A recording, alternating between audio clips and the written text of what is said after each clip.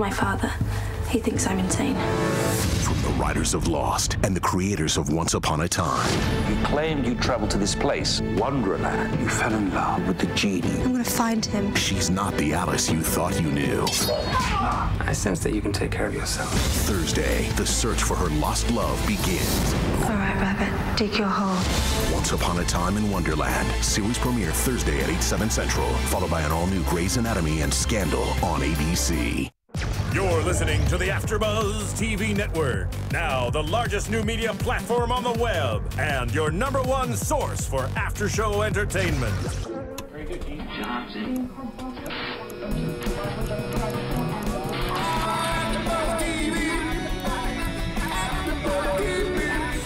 The AFTERBUZZ Studios in Los Angeles, California. Presented by Maria Menounos and Bing.com and streaming live thanks to Akamai Technologies. This is AFTERBUZZ TV's Shark Tank After Show. We'll break down tonight's episode and get you all the latest news and gossip. And now, another post-game wrap-up show for your favorite TV show. It's AFTERBUZZ TV's Shark Tank After Show. Welcome, ladies and gentlemen. Bing is for doing, and we're in the Shark Tank where it's intense. Season 5, Episode 3. That's right. I know. I'm your host, Phil Svitek, joined alongside by...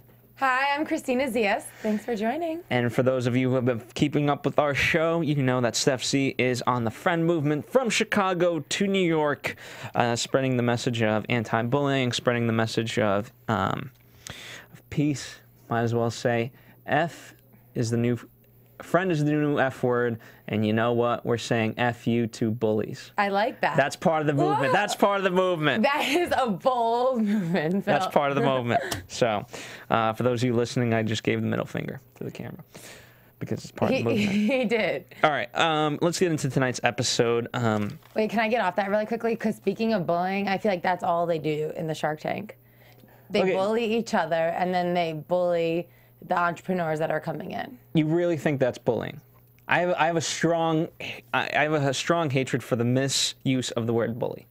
There's okay, fine, maybe it's teasing, but yes. I think here's the thing. Okay, let's start with #1, right? Because who would bully? Who would you classify as a bully in the Fairytale wishes? I mean, I think just in general, the bully here is Mr. Wonderful. Okay, I think... In general. And I think that goes with Fairytale wishes as well. I think, well, I think he plays a persona, yes, but I don't think he's per se a bully. I mean, he's got money on the line, he likes making money, and, I would say he's intense. Yeah, but I feel like a lot of the sharks give a lot of constructive criticism. And I don't think he gives very many. So okay, that makes him a bad teacher, yes, but that doesn't mean it's not a requirement of the sharks to be teachers. Right, but so many times he's like, your product sucks. Because a lot of the products do suck, and they're hobbies, and when you can't. Okay, so let's start with Debbie, right? Her sales for basically, she's been in business 4 years. Right. She's made $5,500 gross. Okay. Okay, that's not a business. No, and he calls it a hobby. At best. Okay, see, this really disappointed me because I liked her product, and I have been a scaredy cat my entire life. I still am afraid of the dark, and there was a while where I slept with my lights open and my doors locked and checking both my closets and underneath my bed every single night before I went to sleep. So a product like this would have worked on me as a kid. So I was very excited. And then when she came out with that number for sales, I was like, oh my God, this is embarrassing. How could her family not discourage her? Well, here's the thing, right? Coming on. I think, as if you want to call it mean as all the it's stuff that she needs to hear, right? She said PR is the key, and Mark said that's absolutely a red flag for me. Right. It's not PR. If you're an entrepreneur, you sleep with your numbers, and if your sales aren't that good, you figure out why.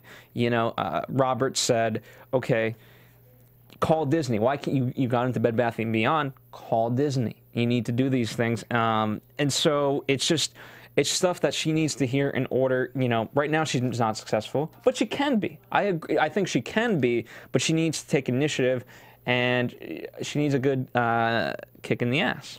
I loved, actually, both what Mark said and what Robert said. Robert's exact quote was like, a goal without a timeline is just a dream. A dream. Yeah. And I think that's really great because at least I know for myself, I have a lot of goals. And sometimes if I don't set timelines, all of a sudden, like, months pass by. And I'm sure that happens for tons of people. So I think that timeline is really, really important. And I think her idea to work with and partner with Disney is great. Because I feel like that could be a bedside item at a Disney hotel on their cruises for kids. Don't you think that's really cute? I agree. So make the call. Right. I mean, just for those, if you haven't seen the movie Jobs with Ashton Kutcher, I mean, in the early, this isn't a spoiler or anything, but in the early part of it, all Steve Jobs was doing was just on a phone constantly, trying to sell, his product. That's what you got to do. And I understand, here's the thing, I understand she's not a salesperson, so you either need to team up with someone who is, and you know what, unfortunately, the Sharks aren't, yes, they're salespeople, but they're not going to be a day-to-day type of person to sell your product, so you need to find one of those, or you need to become that. But then how do you think she got into Bed Bath & Beyond? Well, again, so, That's a huge retailer to get into. I understand, and that's where she needs to gain the confidence of, like, okay, I did this once, so do it again. Again, yeah. I mean, all in all, she's asking for $35,000 for 33%, so, I mean, her evaluation's very, it's not that high, so... But the cost to make is $2.15. Very high. I thought it was even more than that. Oh, what is... For some reason, I wrote down $2.66. Oh, it could be that. Which is even worse. I might have misheard it. I might have as well. And then she's selling them from $9.99 to $12.99. And I wonder if it's more expensive for the monsters or, I don't know, the hopeful wishing dreams. Yeah, I mean, I think it's just one of those...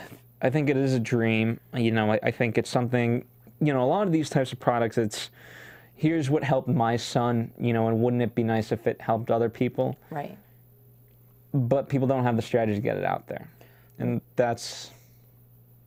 What do you think of Lori's idea to make them all into small little bottles and sell them in a 5-pack? As opposed to Barbara's idea, where it's like, get rid of everything and just have one bottle that you sell. I like Lori's take on it. Yeah, I think I think different.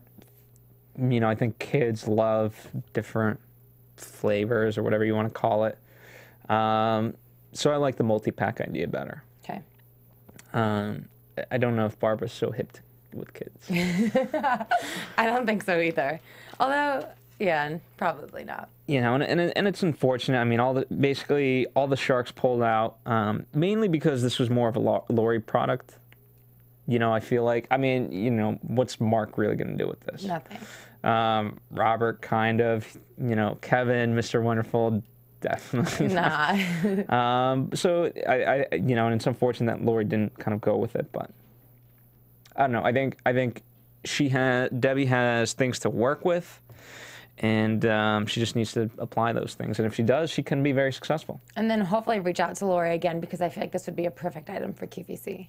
Yeah. Especially around the holiday time. Like, that is the ultimate stocking stuffer, I think. You know what? I'm surprised, okay, so if I was out there and I didn't, and if I was in her shoes and I didn't get an offer, I would try to just make an offer, hey, if I go back and do these things and make more sales and make this successful, could I have one phone call to one of you? Yeah, who's willing to do that? I like that. So it's just, I don't know. I think that could have been great, and I think more people should kind of utilize that as a counteroffer. Definitely.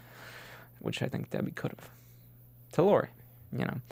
So anyway, that's Debbie. She didn't get anything out of it, but I do think she could still be successful if she just applies the techniques. Because she was not bullied.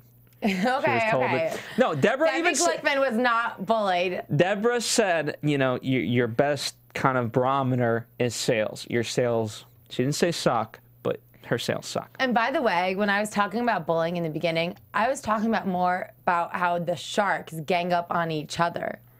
Okay, well, I don't think they really care. I mean, they have such high egos that I know. They can handle it, but still. It's called ball busting. Yeah. Not bullying. There's a huge difference. Excuse my bullying term. That's a huge difference, though. Also, speaking of fairy tales, before we move on to the next product, I want to tell you guys, for those of you, obviously you guys watch ABC, but there's a new ABC show coming out, Once Upon a Time in Wonderland, this Thursday at 8 p.m. So it's a very exciting show for those if you guys watch Once Upon a Time. This is by the same writers who also created Lost, obviously. So check it out. It's going to be amazing. I know a lot of our AfterBuzz hosts are looking forward to it. We actually had the screener for the first episode. It's about Alice in Wonderland with a mix of Aladdin in there with Jafar. Really? It's crazy. That sounds pretty trippy. It's pretty trippy. I mean, what I love is that they've, because they have the whole Disney pool, the fact that they can go to any fairy tale they want and create this world. And as the name implies, Once Upon a Time in Wonderland, it's about Alice in Wonderland and all these different things sprinkled in. Fantastic actors, fantastic writers. Obviously, Once Upon a Time has been a hit show, so this show, I promise you guys will like it. Just check it out this Thursday, 8 p.m. on ABC. Yes, I'm looking forward. And check out the after show on AfterBuzz TV as well. We'll be doing that. A few of our Once Upon a Time hosts will be doing the Once Upon a Time in Wonderland after show as well. So check it out. Yeah, that'll be this really cool. Thursday. 8 p.m. 8 p.m. 8 p.m. ABC. All right, next product. The freeloader. Yes. I don't have kids. You don't? Would you put your dog in the freeloader? My dog wouldn't go in the freeloader. But I like, overall, when I saw this idea, I like the idea. My only thing with it doesn't have a practical. Here's the thing. It's not a backpack, too. If it was a backpack and carried kids, money. Because it serves two purposes. Right. As opposed to just, okay, because, the whole notion is that if I go on a family outing and we're seeing Paris and things like that, and my kid gets tired, I have to carry the kid. Well, guess what? I'm probably going to have to carry some other stuff, and I don't want, maybe as a dad you carry around fanny packs, but I certainly don't want to carry around a fanny pack to carry stuff. So I'd want a backpack, I'd carry around a backpack, and if I could put the kid on the backpack, then we're golden. So that was my issue with the freeloader.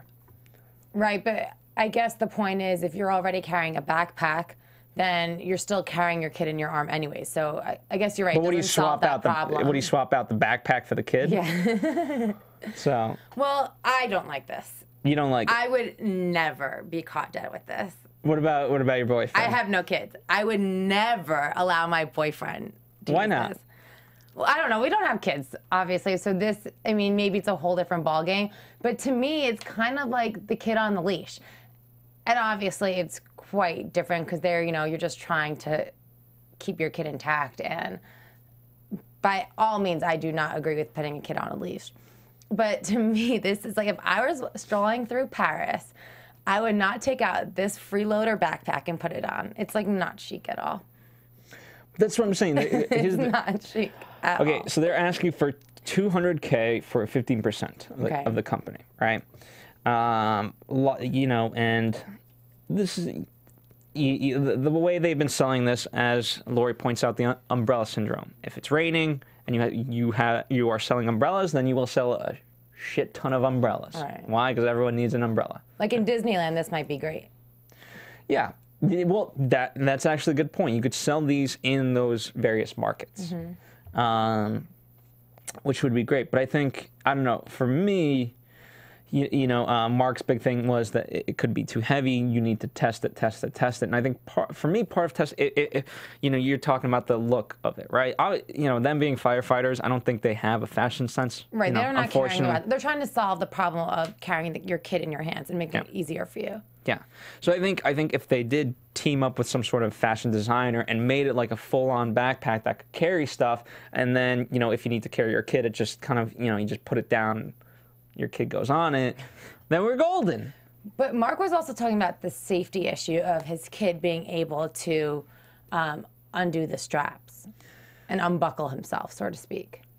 And I get that, but is Mark... Here's the thing, is Mark kind of suing his child seats? Like, I mean, if your kid can get out of the thing, that's just on your kid. You know, that's not... It'd be like me unbuckling a seatbelt in a car.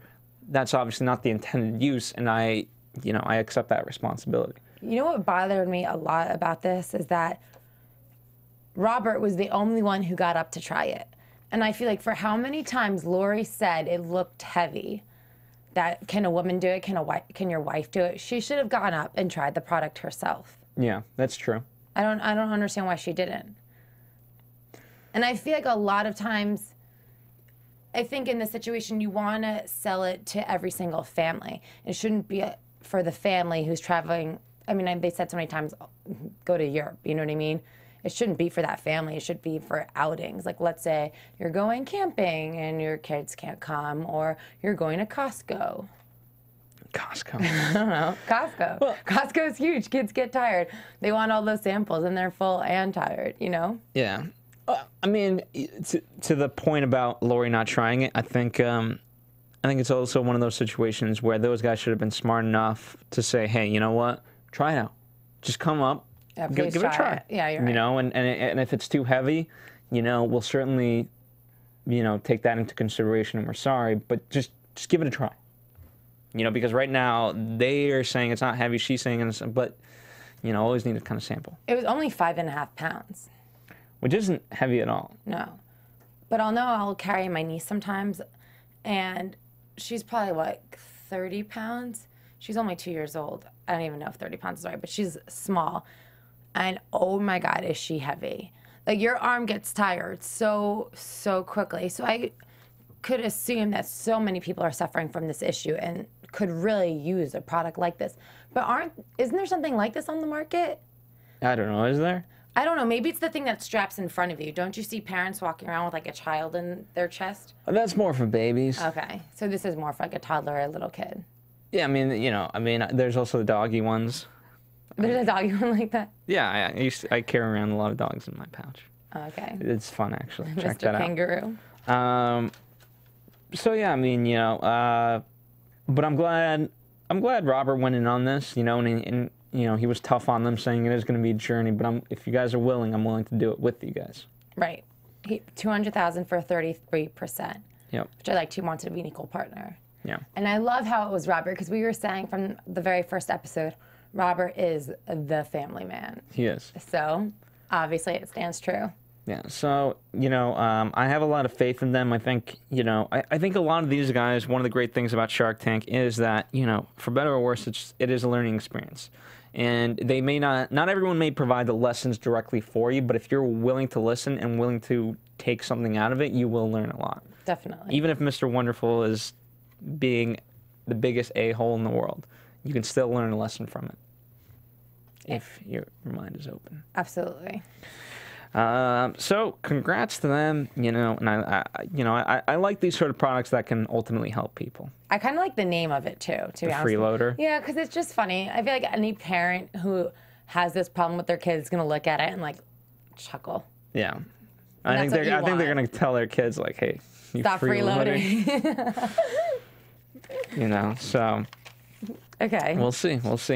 All right, number 3, cooking camp. Or carp. Why did they not use C's?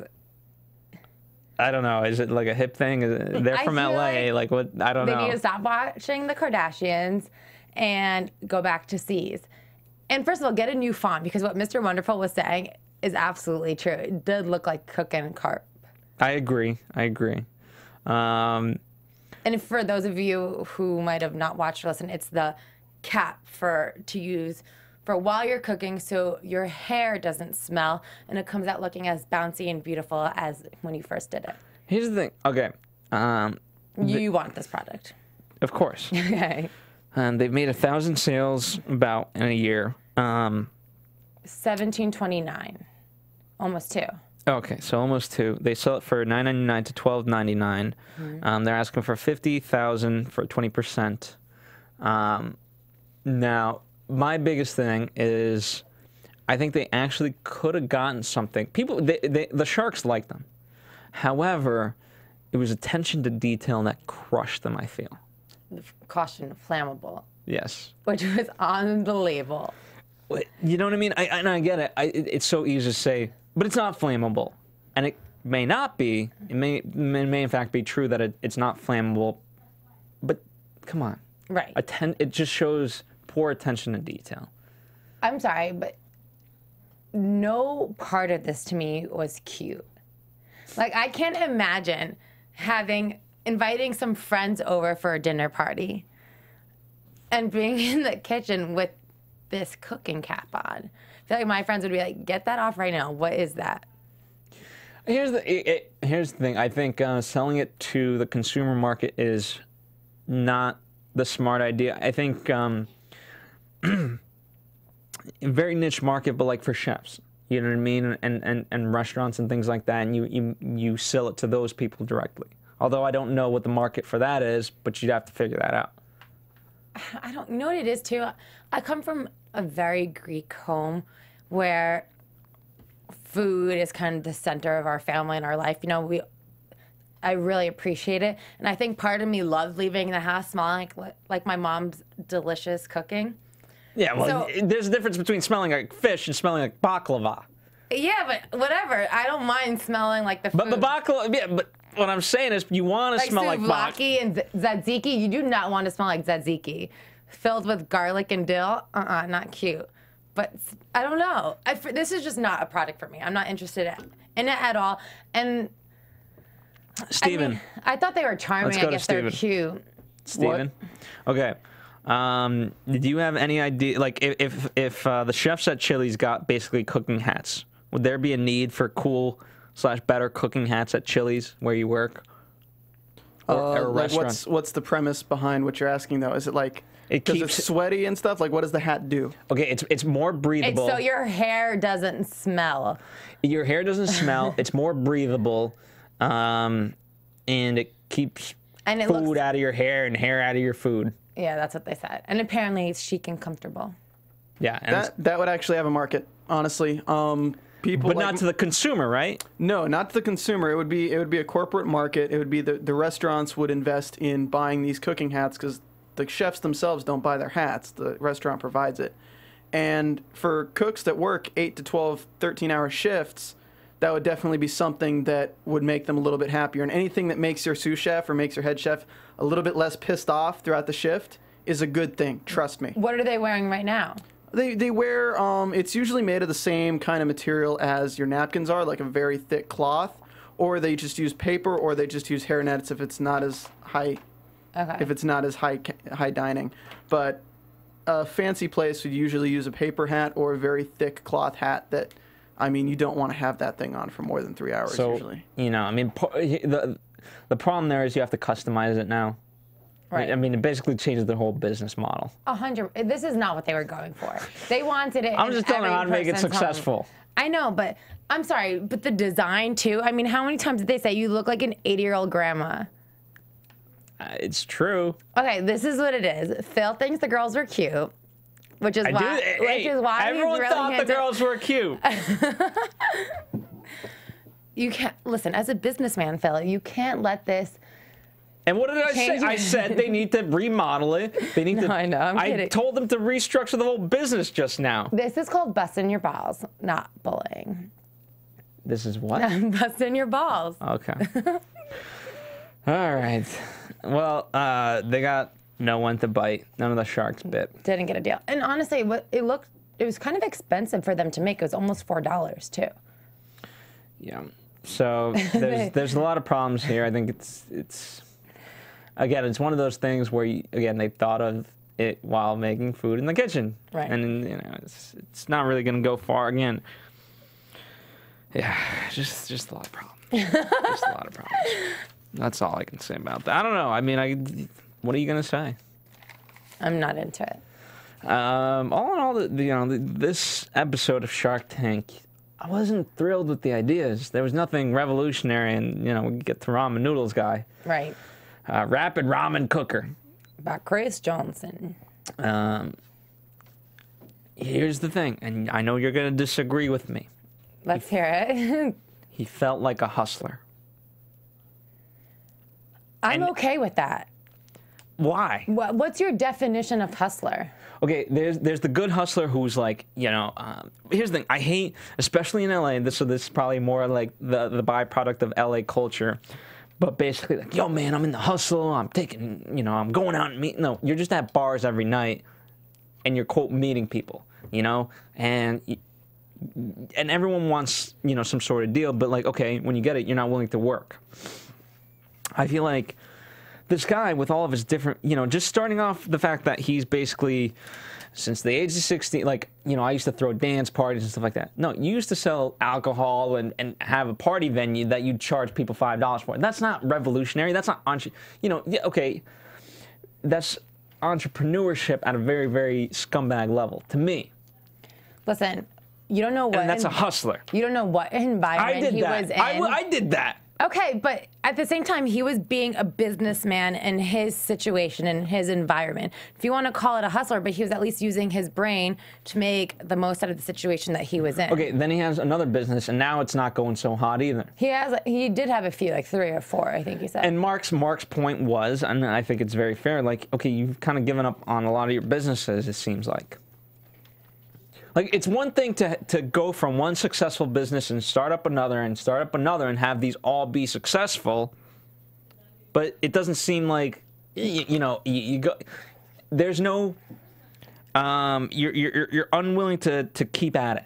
Okay, but there's 2 sides to that. One, he was 16 when he started throwing those dance parties. Okay, so I'm not talking about that business. I'm not talking about that business. That business should end. Okay, that business. It's a fucking liability. That business is over. You're going to be selling to underage kids alcohol.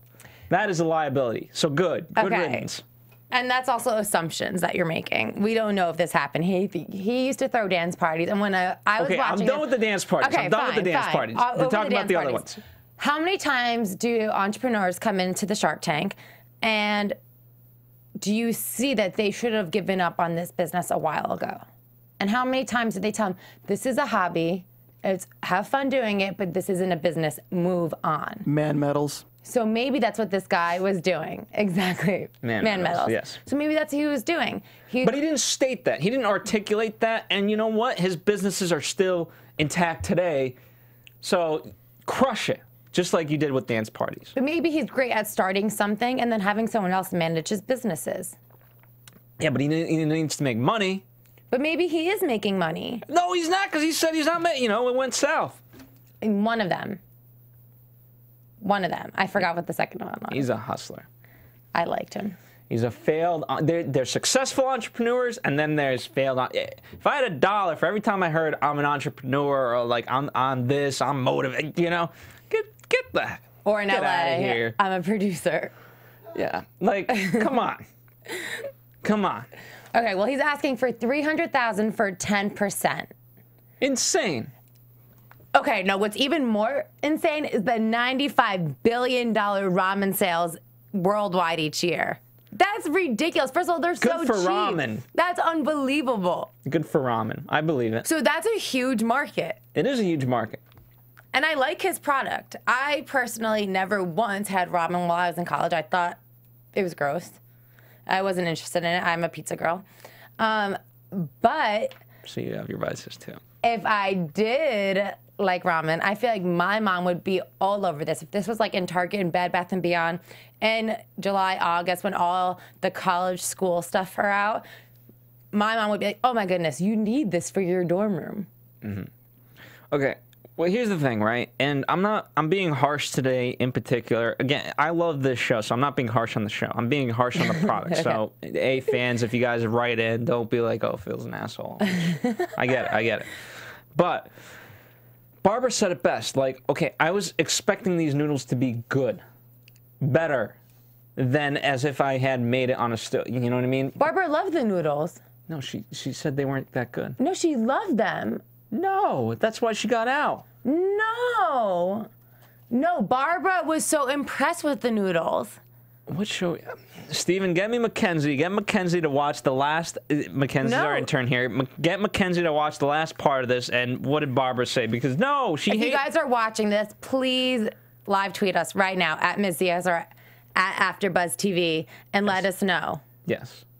No, I'm pretty positive because positive or positive? I'm positive that Barbara loved these ramen noodles because she said how many times she likes to take the 3-minute shortcut and they never come out the same, and that these ramen noodles from his rapid ramen cooker came out exactly like they would have if they were on a stovetop. But did she buy in? She wasn't. Then she must not have loved them enough. No, because I am positive it's because she said this is a one-time sale, and that's why she was out. Yes, don't worry about it, Mackenzie. That's what happened. Okay. She loved them. All right, you might be right. Yeah. But she was out. She was out, right. Nonetheless. Lori, I don't even, didn't even say much. Can we sell ramen in this? Why don't we just sell ramen in this and make that the deal? Yeah, I thought about that too. That would have been fun if they came with one ramen in it, at least when you're purchasing it. Yeah, that was Rob's whole thing initially. Because it's, you know what I mean? It's what most things are taking place in that, right? Even with the iPhones, how many times, or any smartphone now, how many times are people going to really buy a new smartphone? So it's like a microwave, okay? Are you kidding me? People buy new smartphones as soon as they come out. Yeah, but the trend's it's gonna die down. It will. No, it will. It's been going on for quite some time. I understand that. But if he had $95 billion. Okay, but look at tech market research and things like that. They're saying, okay, how many times have you purchased a new microwave? Eventually, it's going to become that kind of model where, like, okay, you're not going to really need a new one. Right, but this is $5.99. So if you lose it or you forget it at your friend's dorm. Forget it. What the? Excuse me, if you're drunk and you're making ramen noodles in your college dorm and you bring it to your friend's dorm, you're going to forget it there and then just go out and buy a new rapid ramen cooker. I think this is what ramen should just come in. I think that should be the goal. This might be a silly question, but obviously I haven't. There's no silly questions, only silly people. Okay, well, I could be a little silly sometimes. I obviously have not eaten much ramen in my life. Yes. Ramen noodles, is there only one brand of ramen noodles? No, I mean, there's, you know, it's the little pouches, right? Right. So there's chicken, there's shrimp, there's blah, blah, blah. But what's the company? Ramen. Ramen's the company. Ramen. So if I go to a restaurant, I mean, it could be a master. You know how Sprite is sold by Coke. Yeah. It could be one of those. I don't. Okay. I haven't checked that deeply into it. Just because you can go to a restaurant and order ramen noodles as well, and obviously those aren't coming from the little packet, but they're still called ramen noodles. So I need to know who's manufacturing all of these ramen noodles. A guy named Ramen. Okay, he's doing quite well. Here's the thing. I mean, I don't know. You know what? I'd be interested to know from you fans, so feel free to comment about this. Here's how I make ramen, and there's a point to this. I make ramen where I break it up, right? Because I don't want the long noodle. I want just little pieces. And for me, you know, I also get the, you know, the frozen vegetables. Yes. I also add that in, so I get some real vegetables in there. Fancy. Now I'm making gourmet ramen. All right. And I make it on a stovetop. But now you don't need to, because you could just do it in your rapid ramen How cooker. would I? Well, yes, I guess I could. But the point is, everyone has, you know, everyone eats ramen, but there's almost like their own tradition of how to make ramen. You know, and something like, oh, this is how you make ramen good. I feel that there's a culture of that. And I think this just negates, and I don't know. I think that adds to the culture. Because if everyone's so passionate about how they make their own special ramen noodles, now they have this easier way to make it. Okay. Well, it's certainly not patentable. It's patent pending. Yeah. It's Phil Svitek is patent pending. All right. I don't know. I think it works. Is it valued at $3 million? No. I forgot to write all. I don't have. Okay. It's 2,500 stores it's in already. Yes. That's huge, and he's done over 164,000 in the last 3 months. If we want to talk numbers, he's doing a great job. And he's a hustler. He got himself into every single one of those stores. I think that's impressive. It is impressive. I don't know. I personally am not the biggest fan of the product, so I'm being a little more harsh than I should be. But I liked, you know, so obviously Kevin and Rob bit. But then, you know, it was slightly unfair what he did. You know, he threw it back at Kevin like, you basically want to strangle me around the neck. I understand the deal. And then he went and consulted. Don't do that. Just word of advice, you know? Even if the deal's unfair, just don't take the deal, but don't be a... Yeah, but at the same time, it worked. It worked because he got lucky with Mark. No, but it also... Him and Robert ended up making a deal. But that wasn't because of him. That was because of Robert and right, him but it saying, got Kevin to thinking, okay, maybe this is a little too much. Maybe I should change my deal. No, I think he just wanted to... No, Kevin called and told me that's what he was thinking. Yeah? Yeah. That's what Kevin said. I think sometimes the entrepreneurs need to play a little hardball, too. And, I mean, maybe he could have been like, with all due respect, Mr. Wonderful, but, you know, it feels like you're strangling me right now. Let me take a second to think about this outside. Yeah. You know, because this is like the doctors a few weeks ago, and they gave Mr. Wonderful had no heart. Yeah. So that diagnosis. So I get what you're saying. But at least that was funny. I mean, I didn't think that was funny. Those guys I just didn't like at all. So this I could at least appreciate that he told him straight up, this is a terrible deal. You're strangling me for my cash. Okay, so renegotiate. Right, which was what he did. No, he didn't initiate it. Or at least he was going outside to make a phone call. And then they said, well, they say something like, when you leave, the water stirs or something like that, which I like. Sometimes that really helps. Yeah. So I like that. He came back to a different deal, which is, let's see, 25% equity, 75 royalty starting off until it's paid off, and 25 cents after that. Correct. And then all of a sudden, so this is what bothered me about that. He said no to that. But he didn't counter and say, what if we lowered the equity? What if we did it at 15%? He just said no. And then that's when Mark came in. Mm-hmm. I think, you know, ultimately, it's interesting with the loan because Mark, you know, has explicitly said, like, you shouldn't really take loans. Because the risk is that, because here's the risk, as Mark explains it. When starting a new business, you never know how it's going to turn out, but if you take out a loan, you know you got to pay off the loan. Right. With Rob and Kevin, at least, you don't necessarily have to pay off the loan in that sense. You know what I mean? It's still... Right, but if this business, as Mark said, does as well as he's projecting it to do, then he is going to be paying a lot of money in the long run.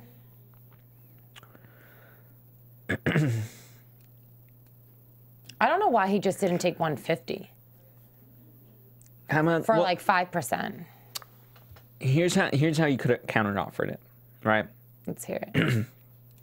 We do this deal, and in a year and a half, we can renegotiate the royalty and the equity. Yeah, that could have been good. You know, so it's basically a 2-year term. Or something like, you know what I mean? Something along those lines. So then, you know, because that was their biggest concern, is that in 2 years this business is going to be dead. But if in 2 years this business is booming, then you know what? Let's talk again. Let's restructure the deal according to new data. But they still wanted 25%. Okay, so they have 25%. You know.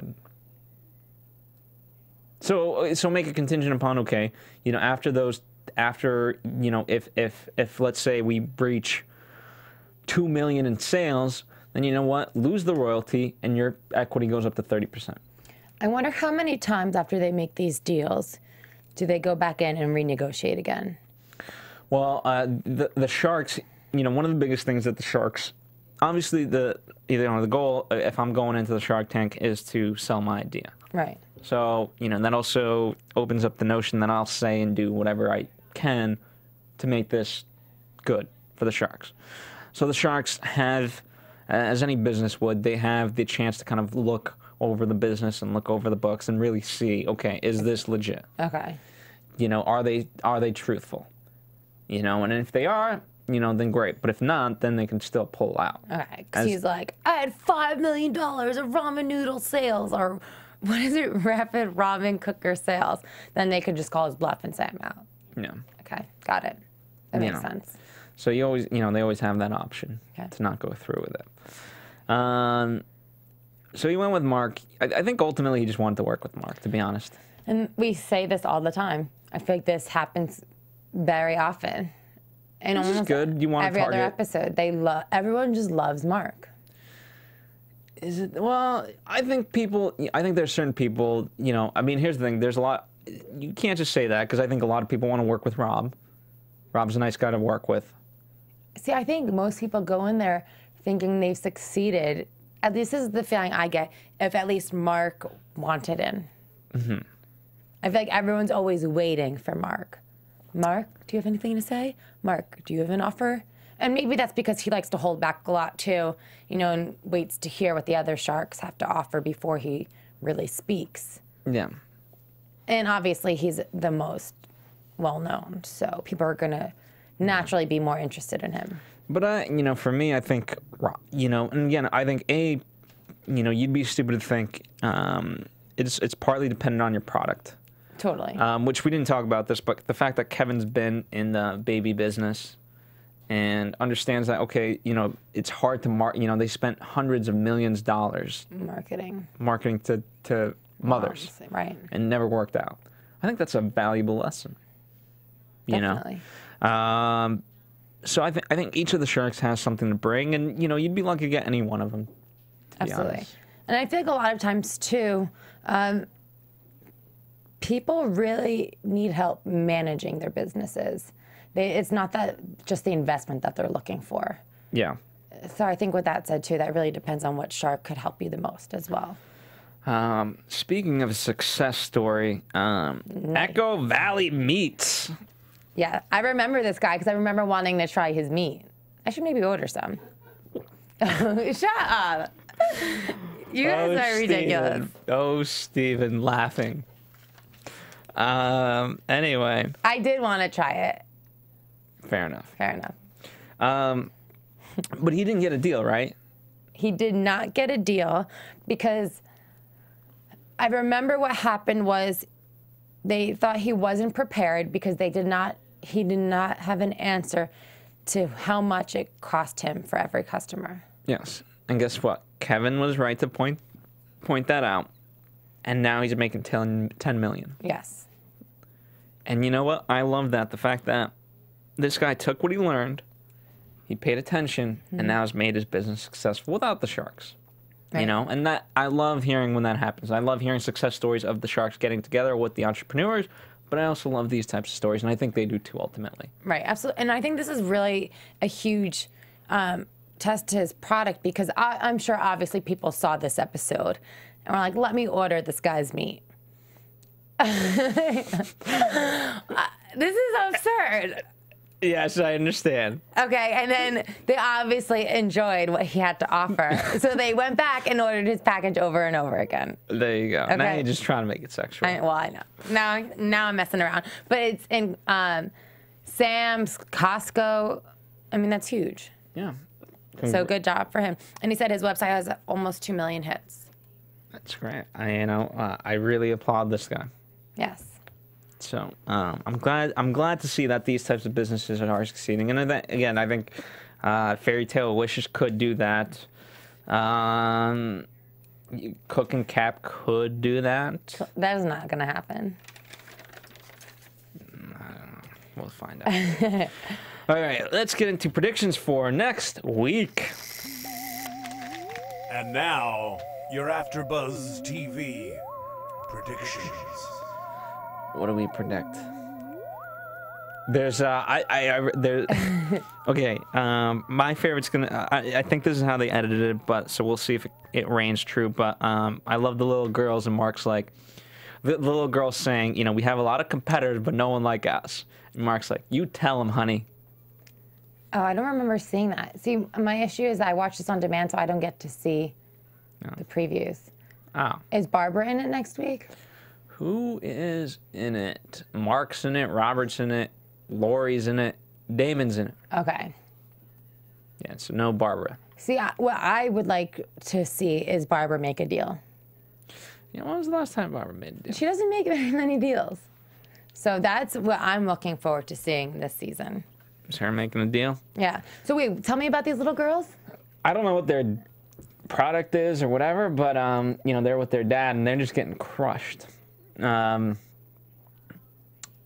so you know, there's a lot of good sound bites, as there always are. Right. How it will go down, we'll see. I mean, they teased us for this episode. They teased us with the $3 million remark from Mark, and obviously the context of which was, you know, it was what it was. Like, you wouldn't take $3 million? Yeah. No, I wouldn't. And it's funny how the guy came back after that and made a deal with Mark, because he was totally not interested at that point. So yeah, anything's possible in the Shark Tank. I want to try this ramen. Get me next. I'm gonna force feed you ramen. Okay, out of this fine. rapid ramen cooker. It's gonna be delicious. Will you put the frozen vegetables in there as well? If this thing can handle it. All right.